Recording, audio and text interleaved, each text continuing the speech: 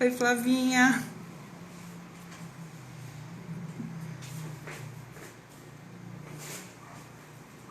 Aguardando mais uns minutinhos até que as pessoas comecem a chegar.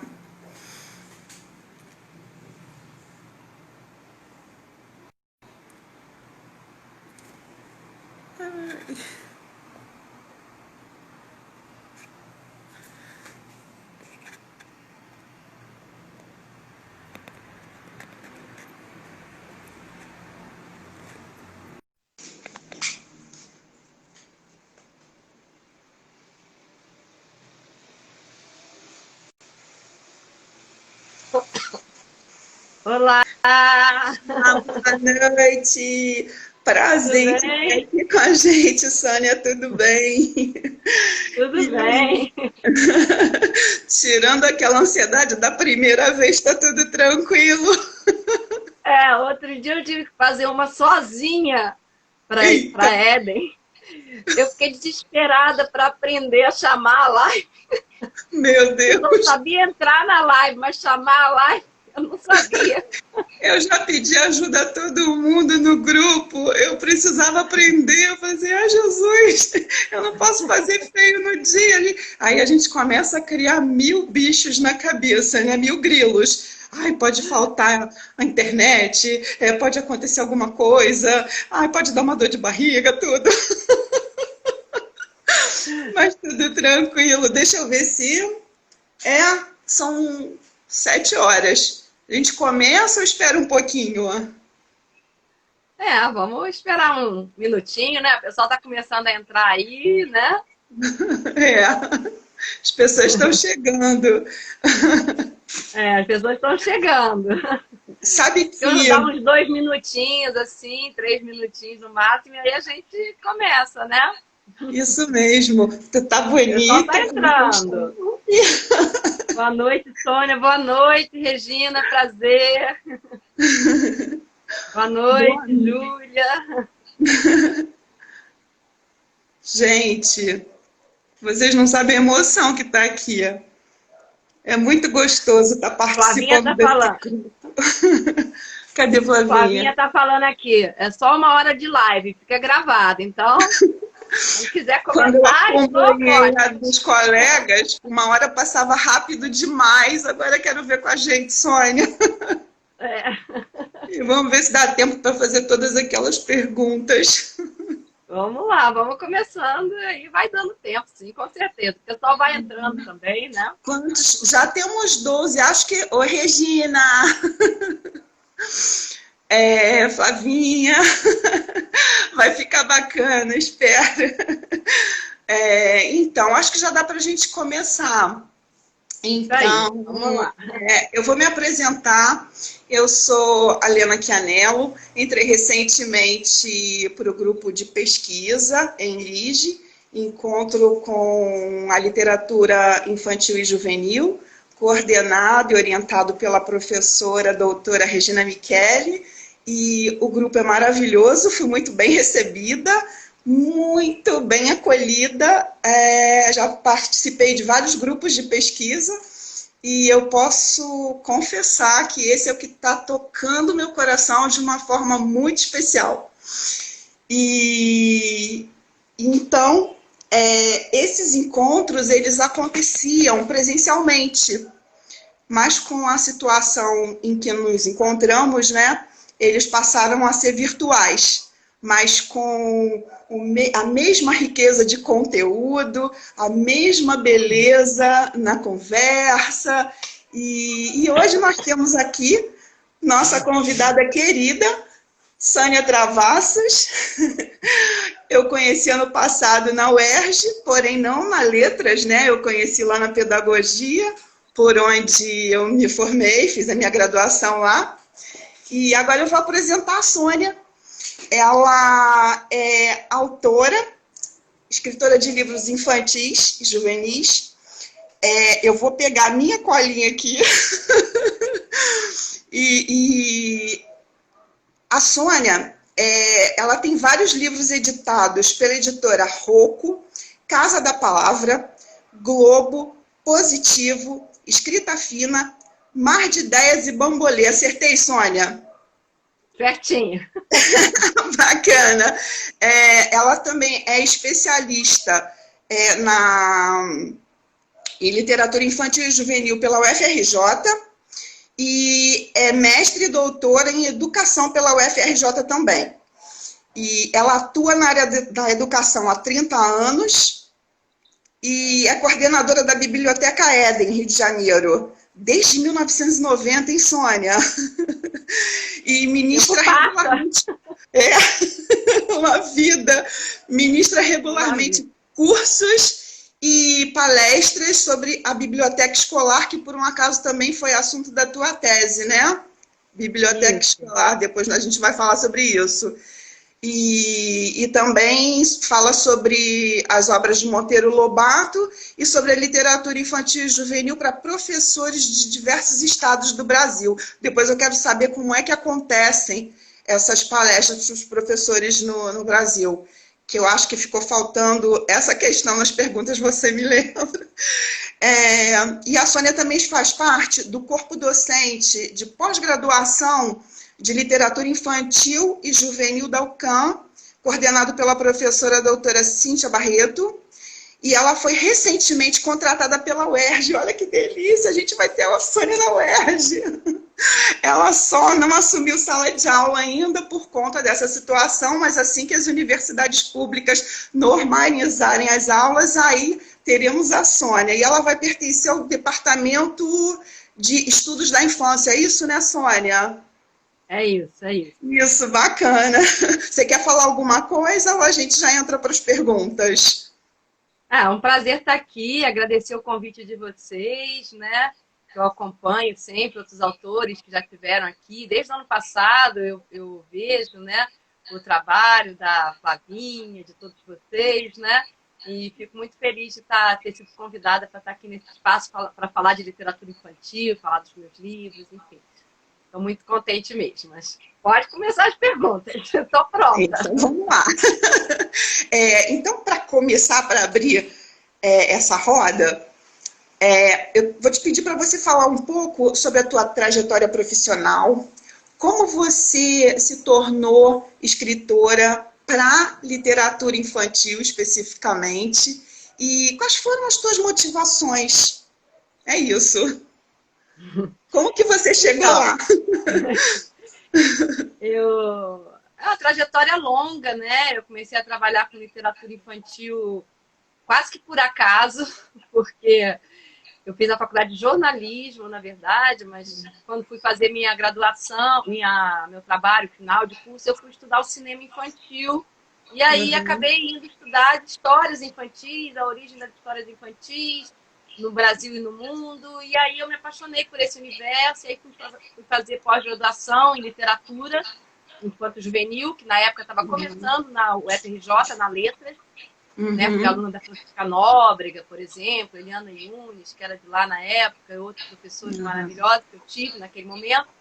E aí eu comecei a trabalhar com educação, fui chamada para trabalhar na Éden, na biblioteca da Éden, que era um trabalho que também estava começando, né, na Éden e em outras escolas, né, de como trabalhar com a literatura infantil na escola de uma maneira lúdica, de uma maneira criadora.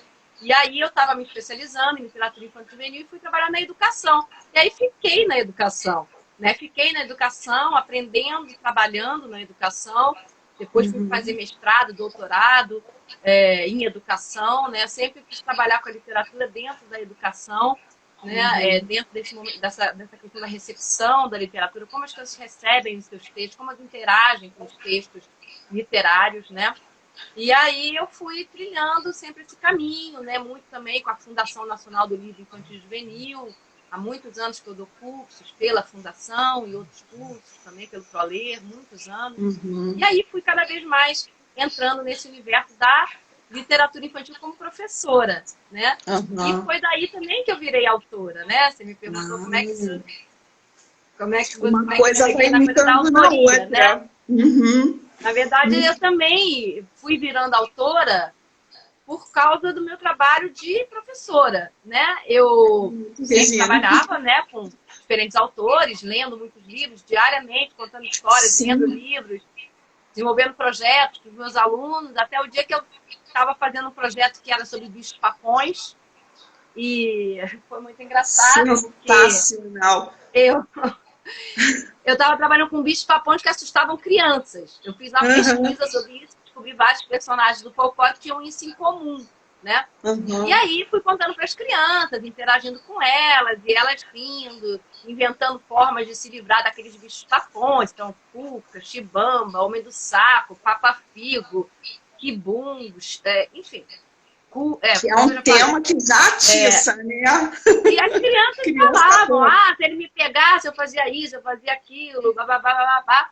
Até que um dia uma criança falou para mim assim, que a gente conversava, mas esses bichos-papões, né?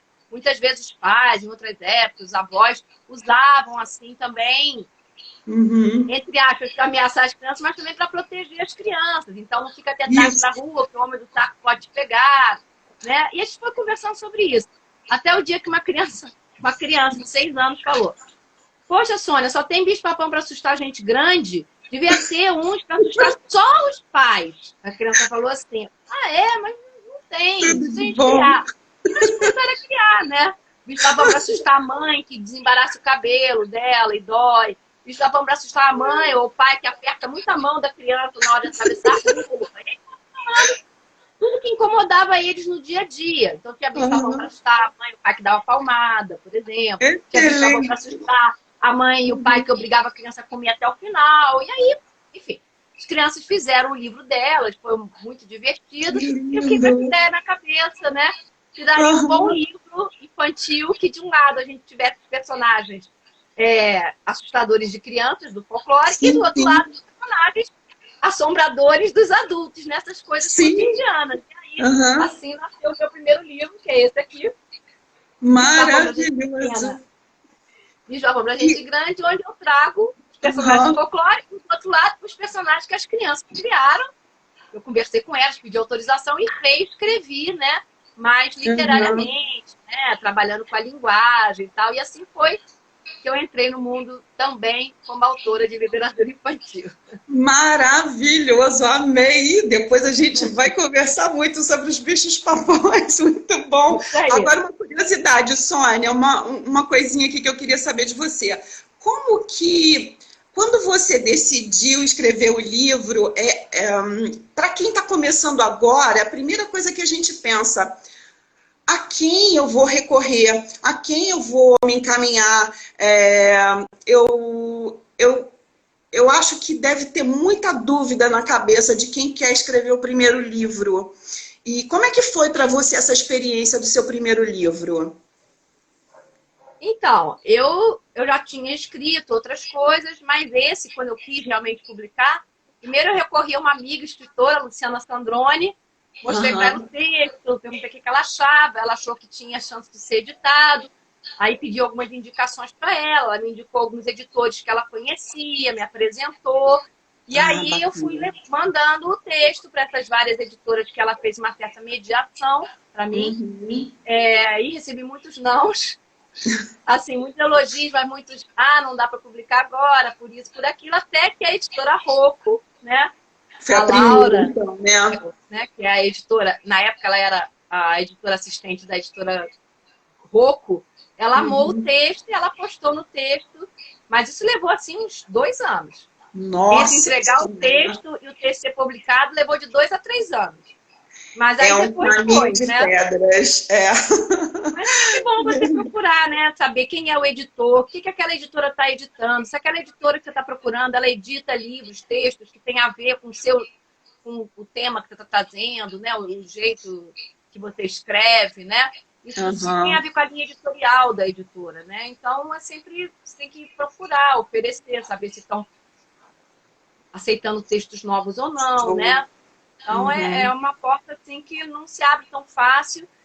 E mesmo depois que você já tem muitos livros publicados, ainda assim continua bastante difícil, porque o mercado editorial está muito sofrido, né? Então, mesmo assim, eles não têm fôlego, né, para publicar muitos livros por ano. Então, é uma peneira, né? E eu não sei se você... É por aí. Sim, eu não sei se você teve essa impressão percepção, mas nos últimos 2 anos, a sensação que eu tive, uma percepção de que o mercado editorial voltou a ganhar um fôlego nos últimos 2 anos, posso estar enganada. E de repente acontece essa situação e aí cai tudo de novo, mais ou menos isso, né? Acho que não chegou a se recuperar, não. Ele vem descendo nos últimos anos e com a pandemia, então agora aí tá tudo parado, né? Tudo em suspenso, né? Bom, então vamos lá, segunda pergunta para dar tempo de perguntar tudo. Que a gente só tem 1 hora e a gente ainda vai deixar uns 5 minutinhos para o final para as perguntas de quem quiser perguntar alguma coisa, né? Então, o teu livro mais recente é o Lá em Cima daquele Morro. E as ilustrações são da Luciana Greter, assim que fala, né? Ela estava aí, não sei se ainda tá, mas ela entrou. Ai, que legal. Tá aí, Lu, dá um tchauzinho aí, Lu. Dá um tchau. Vai, pergunta. E tem uma versão musicada dele que você fez com teu filho, com o Miguel Travassos, não é isso? Conta pra gente como é que aconteceu. Eu fiquei curiosa, muito curiosa. Como é que aconteceu isso de vocês se unirem? E eu achei aqui fabuloso. Olha a música. Lá em cima daquele passa boi, passa boiada. Não é essa? Também passa um cachorrinho de cartola de bengala. Que lindo! Isso aí. Ai, que delícia! Dá vontade de sair embalado na música. Lá em cima daquele Vamos, conta um pouco disso pra gente. Pois esse meu livro aqui foi o último livro que eu lancei, né? Isso. O último não, como disse uma amiga, não sei se foi Luciana Greter, acho que foi. O mais recente, né? Porque se a gente fala que é o último, parece que não tem outro livro depois, né? Então, é o mais recente. Eu falei mais recente. Eu falei o último. Então, o mais recente é esse. Esse livro eu escrevi pensando numa parlenda do folclore, né? Que eu gosto muito de trabalhar com folclore, cultura popular, sempre trabalhei com os meus alunos, com parlendas, versos, cantigos, gosto, né? E eu procurei trazer isso para esse livro. Então, eu brinquei com aquela parnenda lá em cima daquele morro, passa boi, passa boiada, também passa o Joãozinho com a calça rasgada, né? Que as crianças amam de fato essa parlenda, morrem de rir, pedem para fazer com o nome de todo mundo, enfim. Isso. Uma brincadeira lúdica que eu faço muito como professora. E aí eu escrevi, mudando, imaginando que morro era esse, né? Que mais que podia passar por ali? Que personagens poderiam passar por esse morro? Que rimas eu poderia trazer?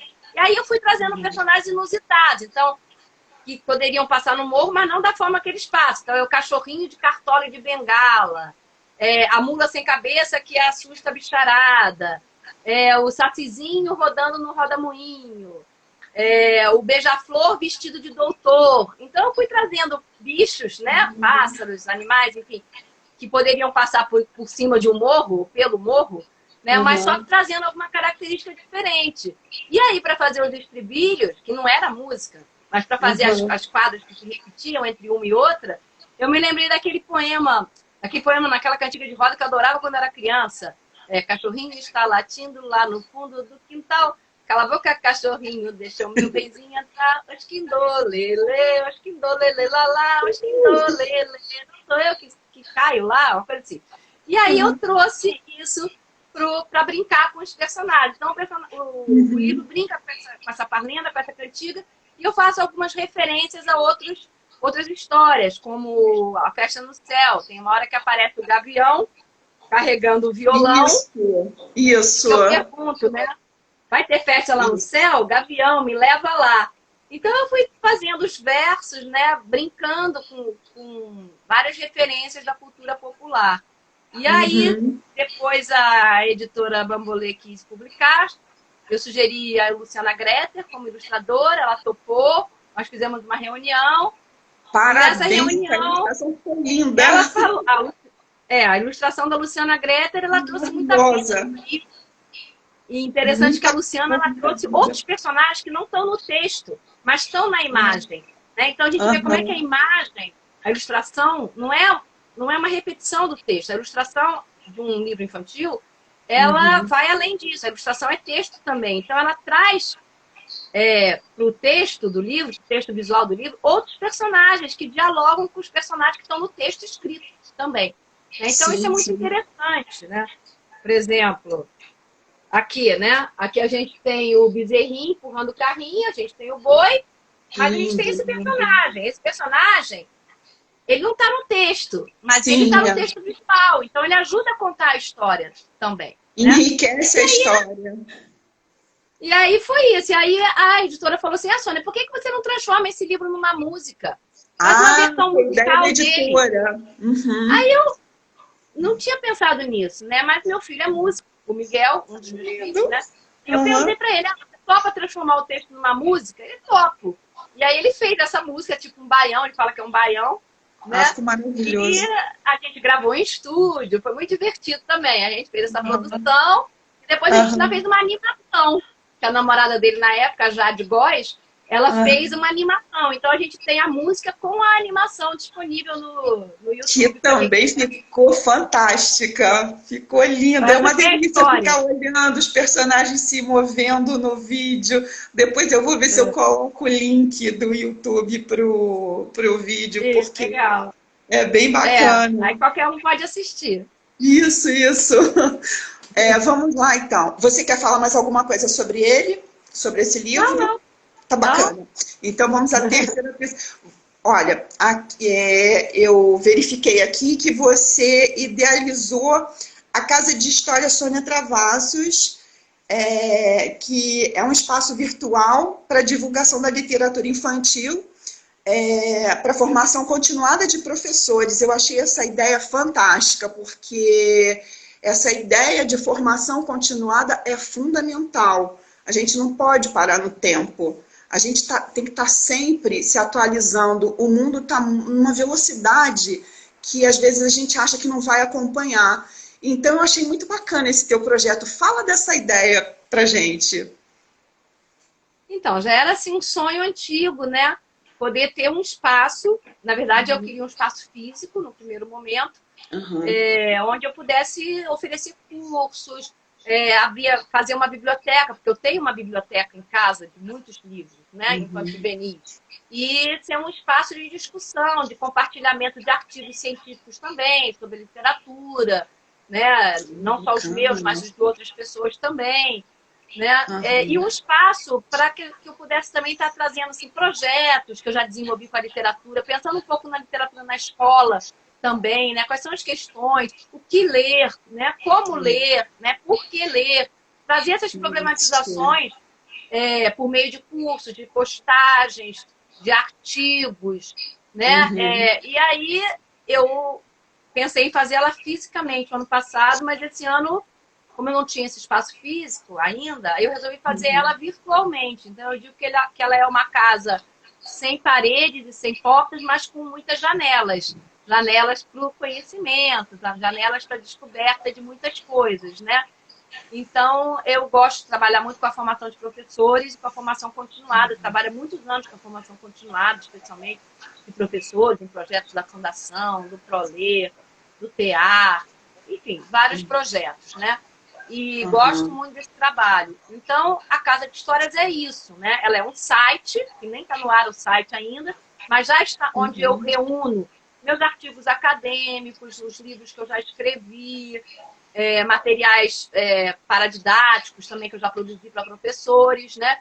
E onde eu mantenho nas redes sociais a produção de alguns conteúdos. Então, eu tenho uma parte lá do site que eu chamo de O que ler, por que ler, onde eu indico livros, faço sugestões de livros, mas eu não apenas digo a sugestão de livro, eu digo por que eu acho importante ler aquele livro na escola. Então, por isso que chama O que ler, por que ler. Então, semana passada foi a Bolsa Amarela.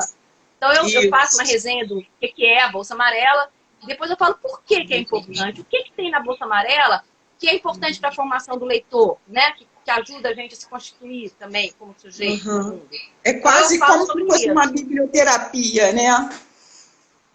É uma ideia escolar também um pouco, né? Por que eu trabalho determinado texto e como eu trabalho, né? E por que eu trabalho especialmente, né? Por que trabalhar este livro, ou aquele livro? Você tem que pensar por que você está trabalhando isso na escola, né? Senão você fica muito... Você trabalha qualquer coisa, pode fazer um bom trabalho, pode fazer um mau trabalho. Então, a gente tem que entender o que tem numa boa literatura que faz com que a gente queira compartilhar ela com os nossos alunos, no caso da escola, né?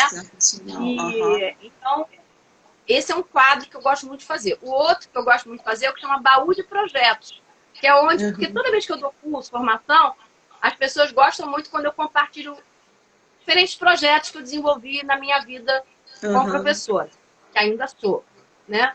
E então eu resolvi fazer esse quadro que chama baú de projetos, onde eu conto algum projeto que eu desenvolvi, conto de uma maneira afetiva, o que eu lembro do projeto. Essa semana, por exemplo, eu contei o do bicho-papão. Eu contei... Foi pro ar hoje, tá no ar hoje aí no Instagram. Vamos e eu também tenho Histórias na Telinha. O Histórias na Telinha, eu resgatei um lado meu contadora de histórias, que eu sei contar história, contei muito profissionalmente também, em eventos e tal, mas estava um pouco de lado esse meu trabalho. Estava mais contando na escola. E aí eu resolvi retomar esse meu trabalho. Então toda semana eu gravo uma história no meu Histórias na Telinha, no meu canal do YouTube, que é o canal da Casa de Histórias, né? Casa de Histórias.st. E aí eu venho contando histórias de diferentes autores. Contei da Marina Colassante há pouco tempo, adorei contar essa história. Isso, acompanhando, sensacional. Já contei a Fada que tinha 10 trechos, né? Alguns eu conto trechos. Já contei Ruth Rocha, já contei meus livros também.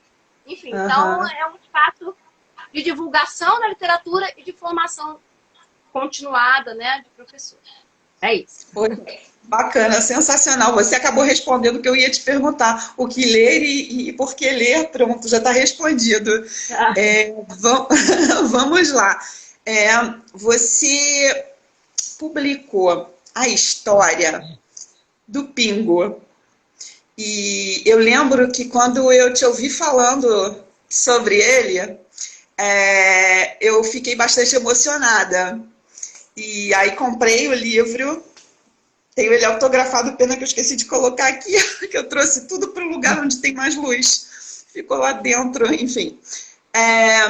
E eu decidi ler esse livro quando eu estava indo para Niterói. E aí, no meio da ponte Rio-Niterói, as lágrimas desciam. Ou seja, é um tema delicadíssimo, porque eu tinha acabado de perder também meu gatinho, e tinha assim 1 ano que eu tinha perdido o Joey, que viveu 18 anos comigo. E eu lembro de você narrando como foi o processo. Estou dando muito spoiler, vou deixar você falar. Então são 2 coisas. Eu quero saber como foi a história do Pingo. Eu quero que você conte para os nossos companheiros. E quero também saber como que você trata desses assuntos delicados, como a morte e o bicho-papão com as crianças, né? E como que as escolas recebem esses temas delicados? Como é que você percebe isso? Então, a história do Pingo é esse livro que eu adoro, que foi publicado pela Escrita Fina, com ilustrações da Ana Elizabeth. A editora é a Laura também, a Laura Goeckel, né? Que agora está na Escrita Fina, mas era da Rocco, né? Então, esse livro é a história do meu cachorro, né? Eu tive um cachorro, o Pingo, que viveu com a gente 5 anos. Era um cachorro, assim, amado, muito amado, né? Já agora, adulto, com meus filhos e tal. E aí, ele teve uma doença e morreu muito cedo. Eu fiquei desolada com essa história. Chorei muito na época. Me lembro que eu chorei quando tinha perdido um ente querido. Nem fala. E aí a minha mãe falou pra mim: por que você não escreve a história do Pingo? Ela falou assim: por que você não escreve a história do Pingo? E aí eu resolvi escrever a história do Pingo, né? Onde eu vou contando as aventuras e desventuras dele. Como era uma história real, eu tinha que contar a morte dele, né? Eu me lembro quando eu escrevi o capítulo que eu tinha que narrar a morte dele, foi muito difícil. Eu chorava e escrevia, chorava, escrevia, chorava. E aí eu achei legal, porque eu criei um narrador personagem. Eu criei um narrador personagem, porque é como se a autora mesmo não tivesse condição de escrever aquela história. Então ela contrata um narrador, né, para contar a história do cachorro dela. Então é uma brincadeira, né? Narrador que é um personagem também, porque ele conversa com o leitor, né? E vai contando essa história. E no final, o narrador se mete na história e diz, bom, a família terminou assim, é triste e tal, mas eu vou contar aqui uma coisa que a dona do Pingo não me contou, a autora não me contou. Mas eu tenho certeza que vai acontecer. Então ele conta um final futuro, né? O que aconteceria com aquela família que estava tão sofrida naquele momento, mas que com certeza ia superar. Então ele conta um capítulo final sozinho, sem a autora, vamos dizer assim, sem a autora mandar ele escrever. Ele escreve por conta própria. Né? Então, essa brincadeira eu gosto de fazer, sabe? Do autor, do narrador, que é personagem, enfim. A autora também, de certa forma, é a personagem também, porque ela dialoga com o narrador, né? Sônia, meu filho está dizendo que é sensacional, quer ler esse livro. Tá aqui em casa, filho, só passar aqui e pegar. E a recepção desse livro é muito interessante, né? Porque as crianças amam o livro e quando chega na parte que o Pingo morre, elas choram. Uma vez eu estava contando essa história entra a coordenadora na sala, na biblioteca. E as crianças estavam todas chorando. E eu também contando e chorando. Ela, o que está acontecendo, gente? Está lendo o livro do Pingo. As crianças choravam e eu chorava também. Então, assim, é interessante você trazer, porque imediatamente as crianças, quando leem esse livro, elas querem contar de alguma perda delas. Isso em todas as escolas que eu visito, não só na que eu trabalho, mas em todas as escolas, elas sempre falam isso. Né? Eu começo. Eu tenho um cachorro que morreu, eu tenho um gato que morreu, eu queria ter um gato, mas meu pai não deixa. E aí começa uma conversa com a vida delas, a própria experiência delas, né? Com a literatura. Com a literatura não, com a vida delas. Então, a literatura, ela fala da vida, né? O tempo todo. Ela fala da nossa vida. E a gente se reconhece nas histórias, nos personagens, né? Então, quer dizer, é muito importante que a literatura mexe com os nossos sentimentos, né? Mexe com a questão da alteridade. Então, a criança se coloca naquele lugar de quem perdeu um bichinho querido, no caso, né? Aqui, que é a história. O quanto que é forte a literatura nisso. Quanto a literatura promove esses encontros com a gente mesmo, né? Com a nossa emoção. E isso fica patente quando a gente fala do livro do Pingo. Todas têm uma história para contar de morte. Às vezes morte de uma pessoa. Às vezes morte do meu avô, morreu. Teve uma vez que o menino falou, Sônia, você sabia que a minha mãe morreu? Eu sabia. Mas eu jamais pensei que ia dizer isso ali na lata. Mas ele disse. Né? Porque a história mexeu com ele. Um menino de 7 anos. 8 anos. 7, 8 anos. Então, quer dizer, é uma possibilidade de você entrar em contato com os seus sentimentos, com o seu lado interior, né? Isso. E aí, como é que a escola, quando viu pela primeira vez a proposta desse assunto delicado, ela foi aberta ou ficou um pouco reticente? Aceito, não aceito? Como é que foi o primeiro contato? Não, sempre foi muito bem aceito. Assim, eu nunca não falo das crianças, falo mesmo do corpo docente, da direção. Olha, esse livro já foi adotado várias vezes em várias escolas, eu nunca ouvi isso. Não sei se alguma escola deixou de adotar o livro porque ele traz a questão da morte, pode até ter que ter acontecido. Eu estou perguntando. Mas esse aqui é mais problemático às vezes, porque é bicho-papão, que assusta a mãe, não sei o que, aí pode ser que algumas pessoas não queiram, mas o do Pingo... Pode trazer problema. Porque eu tenho esse aqui também, ó, que é o bicho-papão de escola. Esse eu não consegui, só tinha acho que 2, aí compraram e eu não consegui comprar. Não deixaram. O bicho-papão de escola...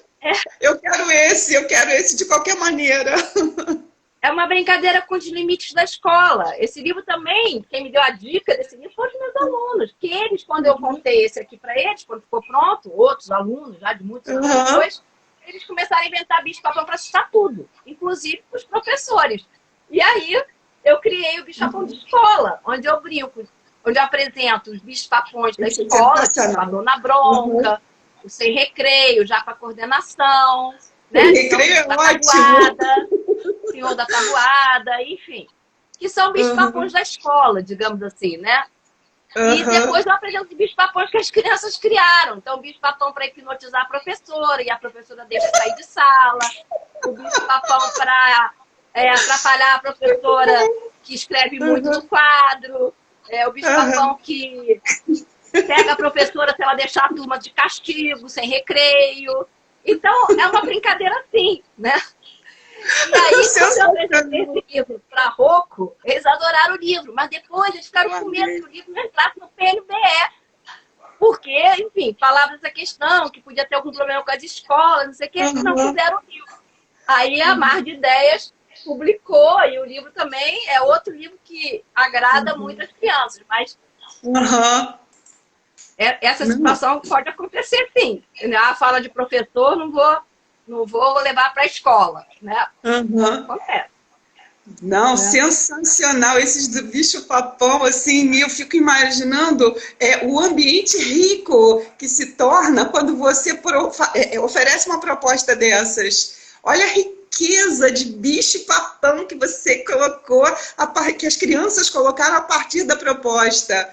E também acaba se tornando um ambiente acolhedor, porque aproxima, né, as nossas realidades. E a criança aproxima da literatura, porque ela compreende que a literatura é feita em cima da realidade humana, da nossa realidade. Nada mais é que um recontar a nossa história, né? Diversas histórias. E a história dela está inserida ali também. Muito legal. Esses temas são maravilhosos, fantásticos. Vamos lá para a próxima. É, Você teve livros selecionados para o catálogo de Bolonha. Foi Meu Avô Tem 8 anos e Lá em Cima daquele Morro. Fala um pouquinho deles e como é que é participar, né, de uma feira internacional, com uma premiação. Que isso, que bacana, que legal. Conta pra gente um pouquinho. O meu avô tem 8 anos, né? Foi logo que ele foi lançado, né? Foi em Uhum. 2011. Ele foi selecionado para o catálogo de Bolonha, que é um catálogo organizado pela Fundação Nacional do Livro Infantil e Juvenil, com a Uhum. produção, com alguns livros da produção do ano anterior. Né? Então, no caso da produção de 2011, foi para o catálogo de Bolonha de 2012. Né? Uhum. E eles procuram ver, né, dentro dos livros que foram lançados, porque a Fundação tem um prêmio, né, já bem antigo. Então, eles Sim. escolhem dentre aqueles livros, né, livros representativos também do Brasil. Né? Então, no caso, Meu Avô Tem 8 anos, é um livro que traz a Copacabana dos anos 30, uma viagem no tempo. Esse livro é uma viagem no tempo. Então, é muito Maravilha. legal, porque traz os cenários de uma Copacabana que não existe mais, né? E é uma aventura, né? Esse livro, é um livro com mais capítulos, tal. Então ele foi para Bolonha naquele ano. Eu não tive condição de ir, né? Para Bolonha. Gostaria de ter ido, né? Porque aí os livros ficam expostos, né? Qualquer editor pode se interessar por ele, qualquer editor do mundo. Então é muito legal você ter seu livro selecionado por uma fundação, né? Que a gente sabe que tem um trabalho muito sério, né? Então, assim, muito gratificante, né? E esse ano, que é o Lá em Cima daquele Morro, entrou Uhum. esse ano, né? Olha, Eu fiquei parabéns, super Sônia, que feliz lindo. também. Entrou Aham, eu agora em também sabia. 2020. Aham. Só que não teve, né? A feira não teve, porque a feira Por aconteceria no causa. final de março, na Itália, né? Uhum. Bolonha, e a Itália já estava vivendo o isolamento social, então a feira foi suspensa, uma pena, né? Eu nunca fui na Feira de Uhum. Bolonha. Vários autores, ilustradores, que alguns estão aqui até, já foram à Feira de Bolonha várias vezes, dizem que é muito bacana, né? Eu nunca fui, quero ir. Esse ano eu pensei em ir, mas ainda bem que eu comprei a passagem, né? Porque depois não teve a feira. Verdade, verdade. Você acha que isso normaliza para o próximo ano, Sônia? Espero que sim, né? Aham. Vamos esperar que Eu não sim, sei. né? Enfim, Mas tenho lá minhas vamos ver. dúvidas quando que tudo volta a ficar normal, mas não vou perder a esperança, não. Bom, vamos lá, próxima. Você está prestes a lançar o teu próximo livro. Eu acho que são duas histórias gregas do jeitinho que eu gosto de contar, não é isso? É, Esse é o título, parte do bacana. Já está Já tá para sair, né? E esse livro está para sair, exatamente. Eu estou até com a isso capa dele aqui que eu peguei para mostrar para vocês. Ai, que lindo! Da escrita fina, Essa é né? a capa. Da escrita fina. Aham. Ai, O fala um pouquinho ilustrador dele é o pra Júlio gente. O que que tu Carvalho. pode falar dele pra gente? Aham.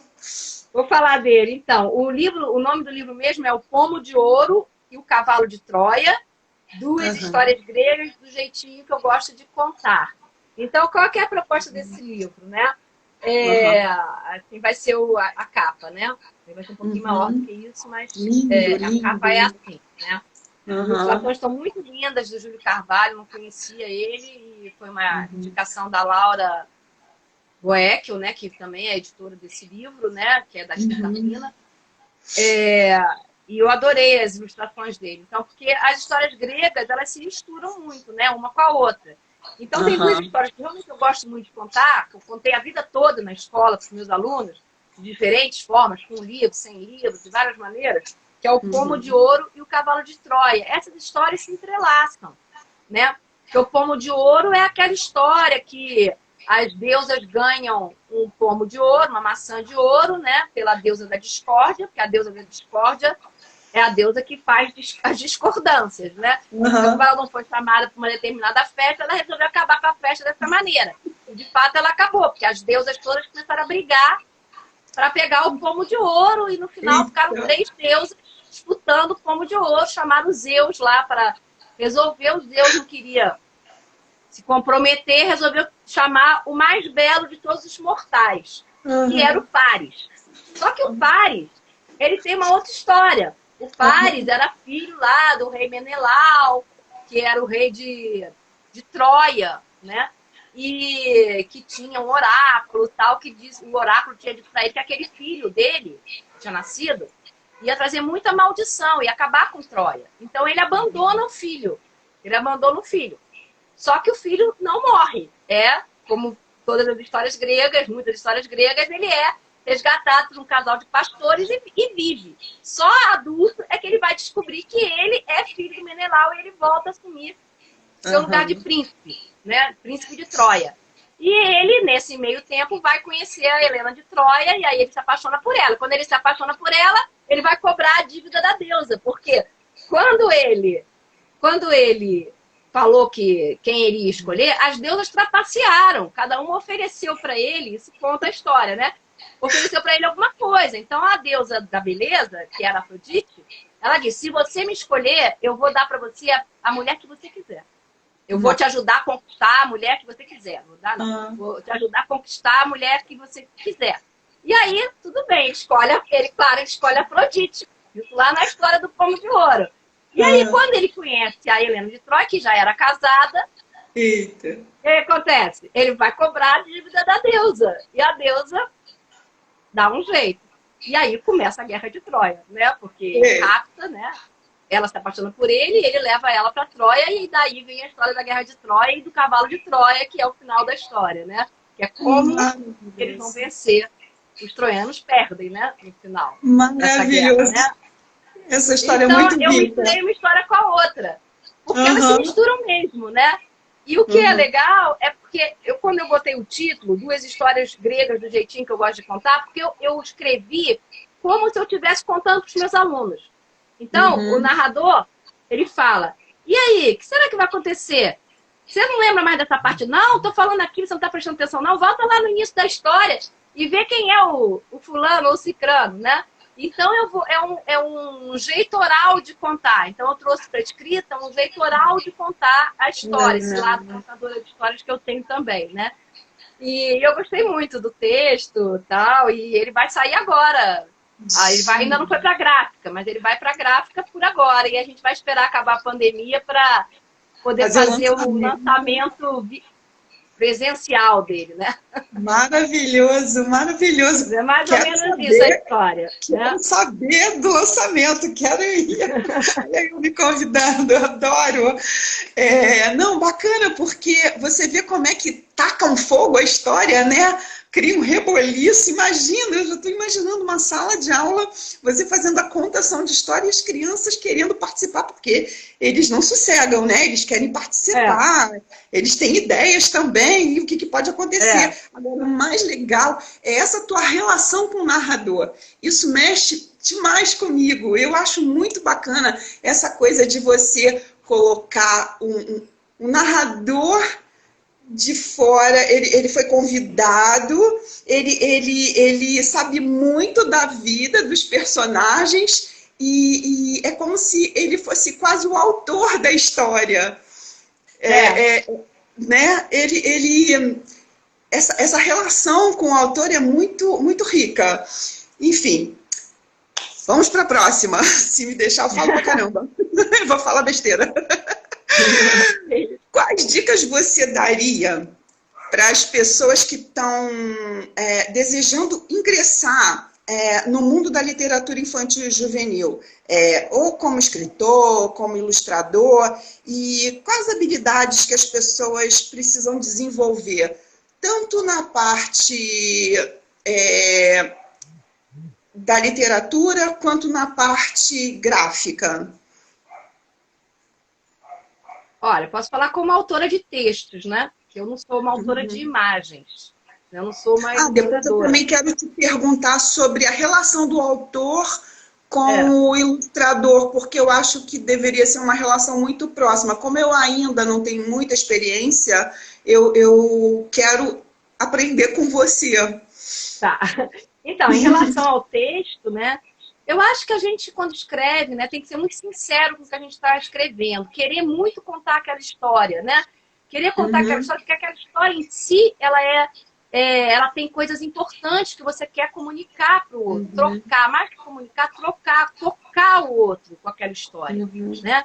Então, assim, eu acho que, por exemplo, quem quer escrever para dar uma liçãozinha de moral, para ensinar isso ou aquilo, eu acho que é melhor esquecer que isso na literatura. Literatura é aquilo que mexe, em primeiro lugar, com a gente. E aí a gente consegue colocar isso na escrita, né, por meio das palavras, algo que pra gente é muito necessário também contar. Né? Então, todas as histórias que eu contei porque elas eram importantes para mim, em primeiro lugar. E aí eu pude compartilhar elas com os outros pela minha escrita. Né? Então, acho que escrever parte de uma necessidade do autor, né? E não uma demanda exterior. Por exemplo, escreve um livro sobre não sei o quê. Tudo bem. Às vezes você pode, a partir de uma demanda, conseguir escrever bem, né? Conseguir buscar aquilo lá dentro de você e escrever. Mas sempre tem que passar por dentro de você, o texto. O texto começa dentro de você, eu acho. Eu penso assim. Então, ser sincero. Por que eu quero falar? Por que eu quero falar desse assunto? Perfeito. Depois eu trabalho com a linguagem, né? Porque eu trabalho na literatura, eu trabalho com a linguagem. Como que eu vou trabalhar? Quem vai narrar essa história? Quem vai ser o narrador? Se eu boto o narrador em primeira pessoa, eu boto o narrador em terceira pessoa, boto um narrador personagem, é o segundo momento. Como que eu vou narrar essa história? Quem vai narrar essa história? Né? Eu acho que também é muito importante. Né? E o próprio trabalho com a linguagem. Né? Eu quero dar um tom mais coloquial, como é que eu vou usar as palavras? Né? Eu quero dar um tom mais poético. Então, como é que eu vou criar imagens poéticas com as palavras? Né? Qual é o tom dessa história? Então, acho que são 3 coisas importantes para quem quer escrever. Né? Para a criança e para a criança especialmente, pensando que a criança é um ser pensante. A criança não é um ser vazio que você vai falar qualquer coisa e vai incutir lá dentro dela. Não é isso. A criança não é isso. A criança está no mundo, a criança tem sentimentos, a criança tem pensamentos, a criança tem percepções, a criança tem condição de recriar o que ela ouve. Né? Então, que concepção você tem de infância quando você escreve um livro infantil? É uma pergunta que o autor tem que fazer. Né? Porque senão ele escreve um tati-bitate, pode escrever um tati-bitate de uma maneira que não surpreende a criança, né? Que não provoca a criança. A literatura tem que provocar o outro. Né? E se ela não provoca, se ela vem com tati-bitate, uma mensagem totalmente mastigada, é complicado, né? Essa é uma questão muito interessante de você colocar, porque a criança não é uma folha de papel em branco que a gente vai jogando conteúdo e conhecimento, não. É o que você falou. Ela tem as próprias hipóteses, o seu raciocínio em cima da vida, ela tem a sua lógica de se ver no mundo, de enxergar o mundo, de conceber o mundo, e é fundamental que a gente estimule a imaginação da criança. Então, eu acho que a literatura, ela exerce um papel muito forte nesse sentido, porque ela pode contribuir para essa formação, para além de alfabetização, muito mais. Ela mexe, ela vai na alma da criança, ela estimula a criança, ela torna a criança mais criativa, amplia os repertórios, e isso é muito bacana, você ter tocado nisso. E agora, a segunda questão é aquela do... Quando você tem a tua história, e aí, como é que acontece esse trabalho? Porque, como eu também quero me formar como ilustradora, eu estou começando agora, então eu quero entender como é esse contato do autor com o ilustrador, porque, pelo que eu entendo, em algumas situações, o ilustrador recebe a história e ele tem que fazer uma ilustração, não tem contato nenhum com o autor. Em outras situações, ele tem contato com o autor e por aí vai. E eu acho que, para que fique bem afinado, para que um não se sobreponha ao outro, para que haja esse equilíbrio, para a história ficar bacana, eu acho que deveria haver um contato, e até porque eu acho que o ilustrador, ele fica mais apto a criar, porque ele vai entender a lógica do pensamento do autor. Ele pode até, como aquela ilustradora, aquela menina, Lúcia, né? Luciana, que fez Ana. Isso. Ela criou um personagem, então enriqueceu a história. Isso, mas ela está muito dentro, se percebe que ela está muito afinada com a tua história. Pela ilustração, a gente vê que há uma conversa entre ilustração e história muito bacana, sabe? Tem sintonia. E o receio é de que essa sintonia não ocorra na ausência de contato. Então, para os ilustradores como eu, que estão começando, eu quero saber a sua opinião. A importância... Então, primeiro eu vou dar um oi aqui. Tem um monte de gente entrando aqui falando: oi, Soninha, oi, Soninha, oi, Soninha. Então, oi, geral. Obrigada, pessoal. Todo mundo que está aqui, que veio assistir a live. Fico muito contente, vendo vários amigos meus entrando e colocando: oi, Soninha, oi, Soninha. Estou gostando da live. Muito obrigada. Nós temos 10 minutinhos, Sônia. Tá, eu vou falar rápido, então. Em relação a essa relação de ilustrador e autor do texto, primeiro acho que a gente tem que entender que o ilustrador, ele também é o autor. Ele é um autor também. Ele é o autor das imagens. Né? Então, acho que essa é uma briga bastante pertinente, importante, interessante dos ilustradores, né? Serem vistos como autores também daquele texto.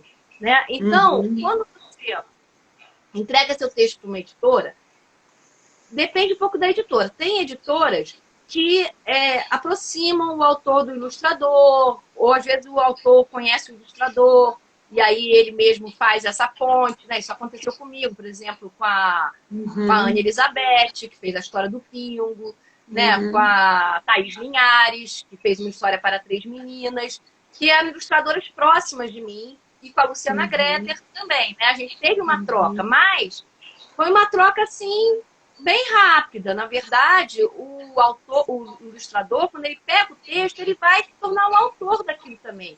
Porque ele vai pensar em imagens aquele texto. Né? Então, como é que aquele texto bate no ilustrador? Que imagens aquele texto provoca no ilustrador? Né? E aí ele vai entrar com esse diálogo, né? Com esse diálogo com o texto escrito, né? Trazendo o texto também, só que visual. Né? Então, assim, eu acho que a conversa entre o autor e o ilustrador, ela pode até acontecer, mas eu não acho que ela é imprescindível. Porque não é o autor que vai dizer para o ilustrador assim: quero que você faça assim, ou quero que você faça assado. Eu pensei assim e quero que você desenhe dessa maneira. Não é isso, porque ao contrário, é ao contrário disso. Porque o ilustrador, ele tem que ter liberdade para ele ser autor, para ele criar, justamente, para ele ser um criador a partir do seu texto impresso. Do seu texto maravilhoso. Né? Então, é como eu penso. É ilustrador. Claro, você pode dizer, eu até imaginei isso, imaginei aquilo. Mas é muito bom quando nem tem, às vezes nem tem essa conversa, porque você se surpreende também, né? Com o que o ilustrador, como autor, que ele é também, traz para você.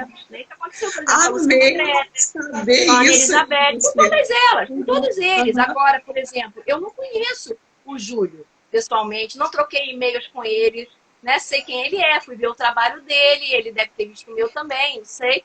Mas nós não tivemos nenhum contato. E ele fez um trabalho maravilhoso, né? Então, acho que é por aí um pouco, né? Acho que é um pouco isso. Maravilhoso. Obrigada, Renata. Disse que tá bacana o encontro. Ai, que legal. Eu queria ficar aqui 2 horas contigo, agora que eu já relaxei, a conversa tá melhorando. Vamos falar rapidinho da tua tese, que foi sobre as salas de leitura nas escolas. Maravilhoso esse assunto. O que deu certo nessas salas de leitura, o que não deu certo. Eu vi que você falou que elas deveriam atravessar os muros da escola. Estou arrepiada só de pensar nisso. Isso é lindo e forte demais. Conta pra gente um pouquinho rapidinho, que a gente ainda tem uns minutinhos aí. Temos mais 6 minutos. Então, eu fiz no meu mestrado, eu fiz uma pesquisa sobre Monteiro Lobato, sobre a recepção da obra do Monteiro Lobato, a interação das crianças, a interlocução das crianças de hoje com a obra. E no doutorado, eu fiz sobre as salas de leitura aqui do Rio de Janeiro. Eu escolhi 2 salas de leitura e me aprofundei bastante nesse trabalho. Eram salas de leitura premiadas, que eram vistas pela secretaria como salas de leitura que desenvolviam um trabalho promissor, um trabalho interessante. E foi uma tese muito longa, né? Para falar assim em 2 minutos fica muito difícil.